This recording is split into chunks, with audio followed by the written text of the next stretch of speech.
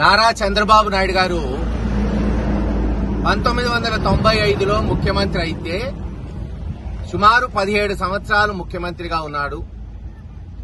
సుమారు ఎరపతినేని శ్రీనివాసరావు గారు కూడా 17 సంవత్సరాలు ఎమ్మెల్యేగా ఉన్నారు.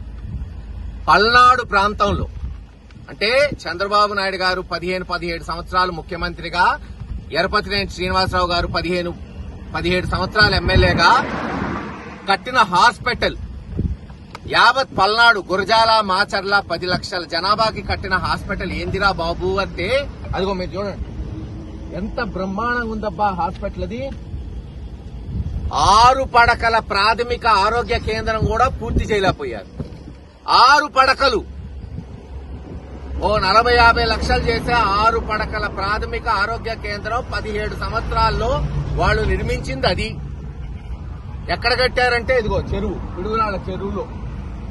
అంటే ఎవరికన్నా జబ్బు వచ్చినా జ్వరం వచ్చినా కాలు ఇరిగినా ఈ హైవే దాటుకొని గుంతలు దాటుకొని పాక్కుంటూ దోక్కుంటూ అక్కడికి పోవాలి. అసలు వాస్తవంగా ఈ చెరువు రేపు నీళ్లు పెట్టాలి. కరువు వస్తే పిడుగురాళ్లలో భూమిలో నీళ్లు ఇంకిపోతాయి, నీళ్లు ఉండవు. కర్మగాలి చెరువులో నీళ్లు పెడితే ఎవరికన్నా జబ్బు చేస్తే వాళ్ళు ఈదుకుంటూ పోయి చికిత్స అందించాలి. 6 పడకల హాస్పిటల్ కట్టలేని చంద్రబాబు నాయుడు గారు, ఎరపతినేని శ్రీనివాసరావు గారు మెడికల్ కాలేజ్ కడతారంట. ఇది వాళ్ళు చెప్పేది. మేము తెచ్చిన మెడికల్ కాలేజ్, మేము నిర్మించిన మెడికల్ కాలేజీకి రంగులు పూసుకొని ఓపెన్ చేస్తున్నారు. పర్లేదు, తప్పులేదు.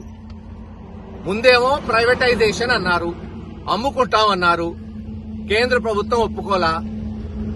రాష్ట్రంలో జగన్మోహన్ రెడ్డి గారు బాంచే తాట తీస్తా ఎవడైనా లంచాలిచ్చి మెడికల్ కాలేజ్ కొనుక్కుంటా అంటే ఒక్కడు రాలా టెండర్కి. చివరికి వెనక్కి తగ్గారు. 70-80% పూర్తయిన మెడికల్ కాలేజీని పిడుగురాళ్లలో పూర్తి చేయడానికి ఎట్టో ముందుకొచ్చారు. గతి లేక పూర్తి చేయండి, తప్పులేదు. ఉత్తర ప్రగల్భాలు ఎందుకు? పైగా ఒక్కొక్కసారి ఒక్కొక్క మాట.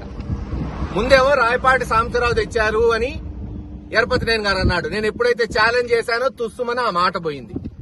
ఇప్పుడు ఒక కొత్త యాక్టరు, కొత్త నటుడిని తీసుకొచ్చారు రంగుబూసి, కృష్ణదేవరాయలు గారు. 5 సంవత్సరాలు ఆయన జీవితంలో ఎప్పుడు మెడికల్ కాలేజ్ గురించి మాట్లాడలా. ప్రైవేటైజేషన్ జరుగుతుంటే ఒక్కసారి కూడా చంద్రబాబు నాయుడు గారిని కలిసి ప్రెస్ స్టేట్మెంట్ ఇచ్చాడా? ఈ రోజున వద్దు, ప్రభుత్వమే నిర్వర్తించాలి, ఆ రోజు కష్టపడి తీసుకొచ్చాం, లేదు. అసలు మెడికల్ కాలేజీకి ఆయనకి సంబంధమే లేదు. ఈ రోజు పూర్తవుతుంది కాబట్టి వచ్చా. నేను అప్పుడు చెప్పాను, జగన్మోహన్ రెడ్డి గారికి చెవులో చెప్పాడంట, కేంద్ర ప్రభుత్వ పాలసీ ఉంది, ఇలా చెయ్యొచ్చని. సిగ్గుండాలి. అబద్దం చెప్పినా అతికినట్టుండాలి అంటారు ప్రజలు. చేత కాకపోతే చెప్పకూడదు. 3 జులై 2019 నేను ముఖ్యమంత్రిని మొట్టమొదటిసారి ఎమ్మెల్యే అయిన వెంటనే జగన్మోహన్ రెడ్డి గారు అప్పుడు ముఖ్యమంత్రిని కలిసిన వెంటనే అన్నా నా చిన్ననాటి కోరిక మెడికల్ కాలేజ్ అంటే వెంటనే పక్కనే పివి రమేష్ అనే సెక్రటరీ ఉన్నాడు, ఆయనకు రాశాడు చూడు ఎండోర్స్మెంట్. అంటాడు కేంద్ర నిధులు ఎలా వచ్చినాయి? కేంద్ర నిధులు అసలు పాలసీ తెలుసా కృష్ణదేవరాయలు గారికి? కేంద్రం ఇచ్చింది 200 కోట్లే, మిగతా 300 కోట్లు రాష్ట్ర ప్రభుత్వం. రోజుకో మాట. ఎరపతినేని శ్రీనివాసరావు గారు అసలు రాష్ట్ర నిధులే లేవంటాడు. కృష్ణదేవరాయలు గారు వచ్చి లేదు రాష్ట్రం 60-70 కోట్లు ఖర్చు పెట్టిందంటాడు. అంటాడు కేంద్ర నిధులు లేకపోతే మెడికల్ కాలేజీలు రావు. ఎందుకు రావు చెప్తున్నా, అడుగుతున్నా. ఎందుకు రాలేవు? జగన్మోహన్ రెడ్డి గారు పట్టుబట్టి విజయనగరం, ఏలూరు, రాజమండ్రి, పులివెందల ఇవన్నీ ఎలా తెచ్చాడు? మరి కేంద్ర నిధులు లేవే, ఓపెన్ చేయించాడే. ఉద్దానం పోయి చూడండి, బ్రహ్మాండమైన హాస్పిటల్ కిడ్నీ పేషెంట్స్ కొరకు 300-400 కోట్లతో కట్టించాడు. అదే సంకల్పం. వెనుకబడిన ప్రాంతాల్లో వైద్య సేవలు, విద్య సేవలు అందించాలని జగన్మోహన్ రెడ్డి గారి సంకల్పం. కృష్ణదేవరాయలు గారు ఆ రోజు ఎంపీ. ఎవడి వల్ల ఎంపీ? జగన్మోహన్ రెడ్డి గారి వల్ల ఎంపీ. ఒక పార్టీలో ఉన్నప్పుడు ఒక ఎమ్మెల్యేగా, ఎంపీగా మనం అభివృద్ధి చేస్తే ఆ పార్టీ నాయకుడి వల్ల జరిగినట్టు. మొన్న తెలుగుదేశం నాయకుడిని అడిగా, ఏందా మీ ఎరపతినేని శ్రీనివాసరావు గారు ఎప్పుడు రంగులు అంటుంటాడు, ఇంకా ఇదే పనే అని నవ్వుతున్నాడు ఆయన. మరి రంగులు వేసుకోవడం తప్పితే ఆయన కట్టింది ఏముంది సార్? మీరు కట్టిన మున్సిపాలిటీ 20 కోట్లతో స్థలాన్ని తీసుకొచ్చాం. ₹1 కోటి బిల్డింగ్ కడితే 10 లక్షలతో రంగులు పూసి ఓపెనింగ్ చేసుకున్నారు.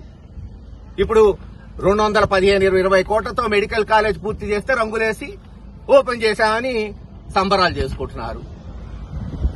దమ్ముంటే ఇది కాదు. మీరు ఎలక్షన్ కి ఇచ్చారు మాట, ఇంటికో గ్యాస్ ఇస్తానన్నావు. 70,000 కుటుంబాలు ఉన్నాయి ఎరపతినేని శ్రీనివాసరావు గారు గురజాల నియోజకవర్గంలో. గ్యాస్ కొరత ఉంది. ఎప్పుడు ఇస్తావు గ్యాస్? గ్యాస్ కొట్టడమేనా, గ్యాస్ ఇచ్చేది ఉందా? మేము నాటిన చెట్టు ఫలాలు ఇవ్వబోతుంది. ఆనందంగా ఉంది. మేము చేసిన పోరాటం రాష్ట్రంలో, ఈ ప్రాంతంలో అభివృద్ధి అంటే ఏ రోజు మాట్లాడిన ఎరపతినేని శ్రీనివాసరావు గారు కూడా కాలేజీల హాస్పిటల్ గురించి మాట్లాడుతున్నాడంటే అది మా పోరాటం.